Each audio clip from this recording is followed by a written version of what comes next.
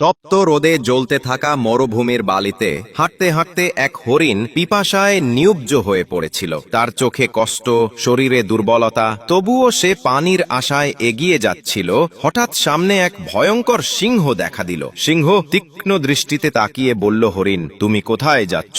হরিণ কাঁপা কণ্ঠে বলল, আমার অনেক পিপাসা লেগেছে। যদি জানো কোথায় পানি আছে, দয়া করে আমাকে সেখানে নিয়ে চলো। সিংহ গম্ভীর হেসে বলল, হ্যাঁ, আমি জানি, কিন্তু মনে রেখো, তার দাম আছে। পানি খাওয়ার পর আমাকে তোমার শরীরের মাংস দিয়ে দাম চুকাতে হবে। হরিণ জীবন বাঁচাতে সম্মত হলো। ঠিক আছে, আমি তোমার শর্ত মেনে নিচ্ছি। সিংহ তাকে নিয়ে গেল মরুভূমির বুকে লুকিয়ে থাকা এক ঝলমলে জলাধারে। হরিণ গভীর স্বস্তি নিয়ে পানি খেল। তার চোখে যেন নতুন জীবন জ্বলে উঠল। কিন্তু সাথে সাথেই সিংহ গর্জে উঠল, এখন তোমার প্রতিশ্রুতি পূরণ। হরিণ ভয়ে কাঁপতে কাঁপতে দাঁড়িয়েছিল। ঠিক তখনই দূর থেকে আসছিলেন এক দরবেশ। তিনি শান্তভাবে এগিয়ে এসে বললেন, হে সিংহ, প্রতিশ্রুতি মানা অবশ্যই জরুরি, কিন্তু শর্ত ছিল মাংস, রক্ত নয়। যেখানে রক্ত ঝরবে না, সেখান থেকেই মাংস নাও।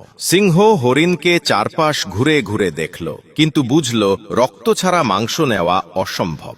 তার চোখ লজ্জায় নুয়ে এলো, আর সে গর্জন থামিয়ে বলল, ঠিক আছে, আমি আমার শর্ত থেকে সরে আসছি। হরিণ কৃতজ্ঞতায় দরবেশের পায়ে নত হল। দরবেশ বললেন, মনে রেখো, দুর্বলকে শোষণ করা শিকার নয়, বরং নিষ্ঠুরতা। আর দয়া ও ন্যায়, এগুলোই সত্যিকার শক্তি। মরুভূমির নীরবতায় বাতাস মৃদু বইতে লাগল। হরিণ বাঁচল, আর সিংহ শিক্ষা পেল। করো।